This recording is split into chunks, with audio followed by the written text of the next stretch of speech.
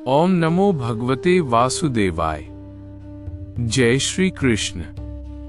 ज्ञान, भक्ति और जीवन के सत्य की इस पावन यात्रा में आपका हार्दिक स्वागत है। आप सुन रहे हैं शांत मन भक्ति। यहाँ हम श्रीमद् भगवद गीता को सरल, सहज और यथार्थ रूप में प्रस्तुत करते हैं ताकि भगवान श्री कृष्ण का दिव्य संदेश हर घर और हर हृदय तक पहुँच सके। तो आइए श्रद्धा, विश्वास और शांत मन के साथ आज के इस पवित्र पाठ का शुभारंभ करते हैं। आइए श्रीमद् भागवत गीता के पृष्ठभूमि की तरफ चलते हैं। पृष्ठभूमि: यद्यपि गीता का व्यापक प्रकाशन और पठन होता रहा है, किंतु मूलतः ये संस्कृत महाकाव्य महाभारत की एक उपकथा के रूप में प्राप्त है। महाभारत में वर्तमान कलियुग तक की घटनाओं का विवरण मिलता है।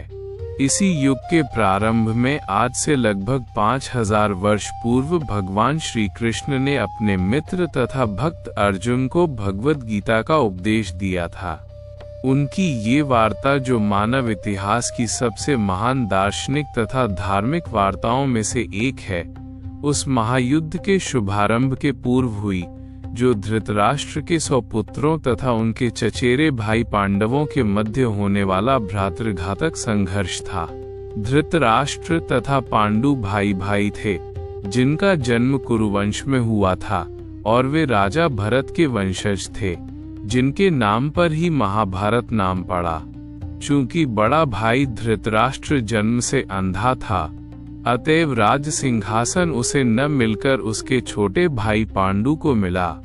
पांडु की मृत्यु बहुत ही कम आयु में हो गई, अतएव उसके 5 पुत्र युधिष्ठिर, भीम, अर्जुन, नकुल तथा सहदेव धृतराष्ट्र की देखरेख में रख दिए गए, क्योंकि उसे कुछ काल के लिए राजा बना दिया गया था।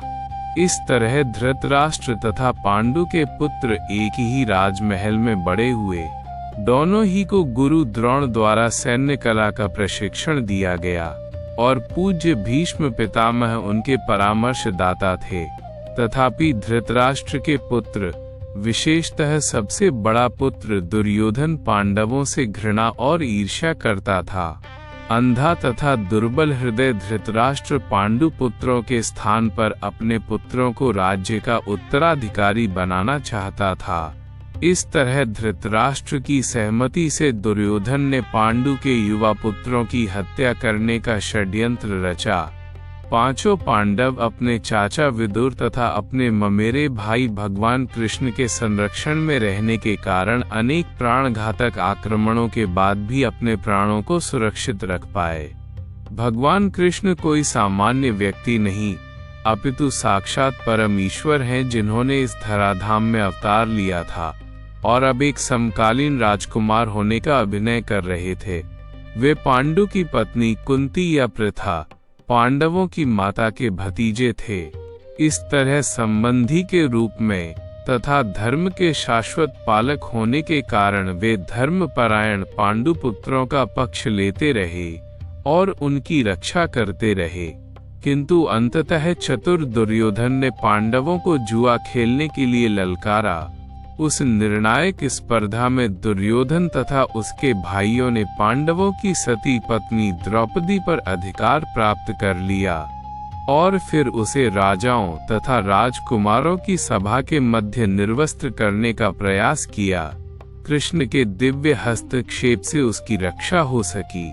उस द्यूत क्रीड़ा में छल के प्रयोग के कारण पांडव हार गए तथा उन्हें अपने राज्य से वंचित होना पड़ा, और 13 वर्ष तक वनवास के लिए जाना पड़ा। वनवास से लौटकर पांडवों ने धर्मसम्मत रूप से दुर्योधन से अपना राज्य मांगा, किंतु उसने देने से इनकार कर दिया।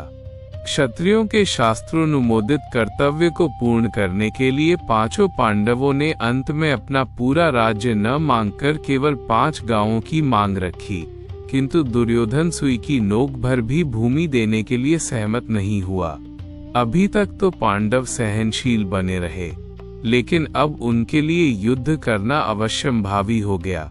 विश्व भर के राजकुमारों में से कुछ धृतराष्ट्र के पुत्रों के पक्ष में थे, तो कुछ पांडवों के पक्ष में।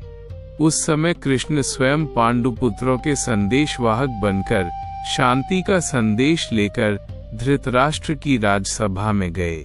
जब उनकी याचना अस्वीकृत हो गई तो युद्ध निश्चित था।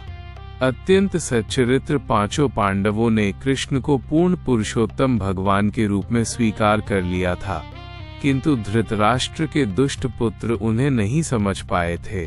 तथापि कृष्ण ने विपक्षियों की इच्छानुसार ही युद्ध में सम्मिलित होने का प्रस्ताव रखा। ईश्वर के रूप में वे युद्ध नहीं करना चाहते थे, किंतु जो भी उनकी सेना का उपयोग करना चाहे कर सकता था। प्रतिबंध ये था कि एक ओर कृष्ण की संपूर्ण सेना होगी तथा दूसरी ओर वे स्वयं एक परामर्शदाता तथा सहायक के रूप में उपस्थित रहेंगे। राजनीति में कुशल दुर्योधन ने आतुरता से कृष्ण की सेना झपट ली, जबकि पांडवों ने कृष्ण को उतनी ही आतुरता से ग्रहण किया। इस प्रकार कृष्ण अर्जुन के सारथी बने और उन्होंने उस सुप्रसिद्ध धनुर्धर का रथ हाँकना स्वीकार किया। इस तरह हम उस बिंदु तक पहुंच जाते हैं जहां से भगवद गीता का शुभारंभ होता है। दोनों ओर की सेनाएं युद्ध के लिए तैयार खड़ी हैं और धृतराष्ट्र अपने सचिव संजय से पूछ रहा है कि उन सेनाओं ने क्या किया।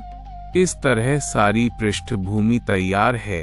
आवश्यकता है केवल इस अनुवाद तथा भाष्य के विषय में संक्षिप्त टिप्पणी की। गीता के अंग्रेजी अनुवादकों में यह सामान्य प्रवृत्ति पाई जाती है कि वे अपनी विचारधारा तथा दर्शन को स्थान देने के लिए कृष्ण नामक व्यक्ति को ताक पर रख देते हैं। वे महाभारत के इतिहास को असंगत पौराणिक कथा मानते हैं तथा कृष्ण को किसी अज्ञात प्रतिभाशाली व्यक्ति के विचारों को पद्य रूप में प्रस्तुत करने का निमित्त बनाते हैं, अथवा श्रेष्ठतम संदर्भ में कृष्ण को एक गौण ऐतिहासिक पुरुष बना दिया जाता है।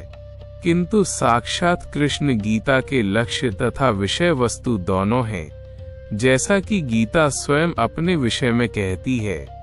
अतः यह अनुवाद तथा इसी के साथ संलग्न भाष्य पाठक को कृष्ण की ओर निर्देशित करता है, उनसे दूर नहीं ले जाता। इस दृष्टि से गीता यथारूप अनुपम है। साथ ही इसकी सबसे बड़ी विशेषता यह है कि इस तरह ये पूर्णतया ग्राह्य तथा संगत बन जाती है। चूंकि गीता के वक्ता एवं उसी के साथ चरम लक्ष्य भी स्वयं कृष्ण है, अतएव यही एकमात्र ऐसा अनुवाद है जो इस महान शास्त्र को यथार्थ रूप में प्रस्तुत करता है। कल आगे यहाँ से ही प्रस्तुत किया जाएगा।